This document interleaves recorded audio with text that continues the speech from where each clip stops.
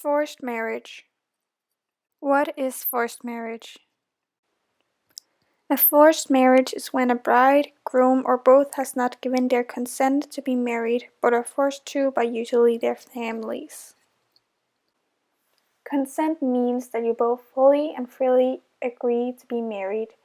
In other words, it means that no one is putting pressure on you in any way, and that both parties understand that getting married might change their lives. The opposite of consent is coercion. Coercion is the use of force or threat to make someone do something. People forced into marriage may be told that it would be a disgrace and a dishonor to their families, a so-called honor crime. In other cases, the person who is forced into marriage got physically threatened and or emotionally blackmailed to do so.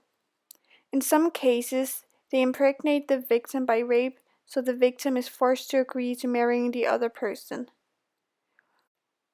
Forced marriage takes away the right to refuse, and by doing so, it's tantamount to slavery. The law of forced marriage, the right to refuse. In the USA, every man and woman has the right to refuse marriage.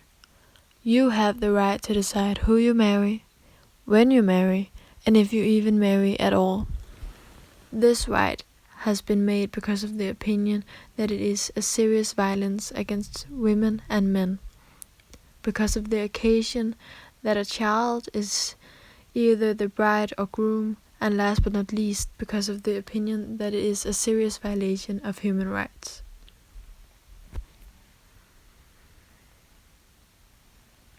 Physical violence, sexual violence, emotional violence, psychological violence, fear of disappointing a family member or somebody else close to you.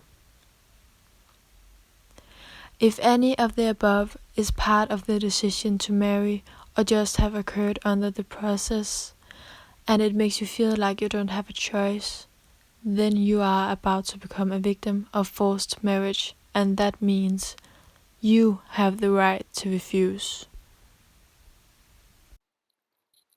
The difference between forced and arranged marriage. The difference between forced and arranged marriage is that in arranged marriages there is always given consent by both parties. Arranged marriage is not the same as forced marriage.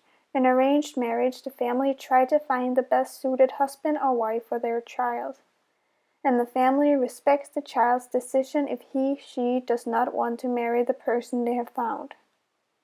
It is common in arranged marriage that the two who are getting married has never dated before getting engaged.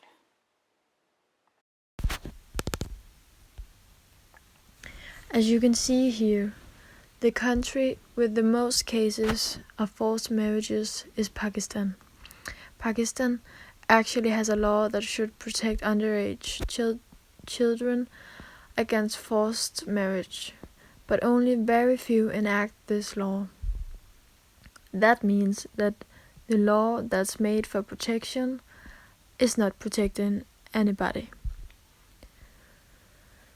British authorities are working towards an improvement, but they need Pakistan's cooperation, which they are lacking of.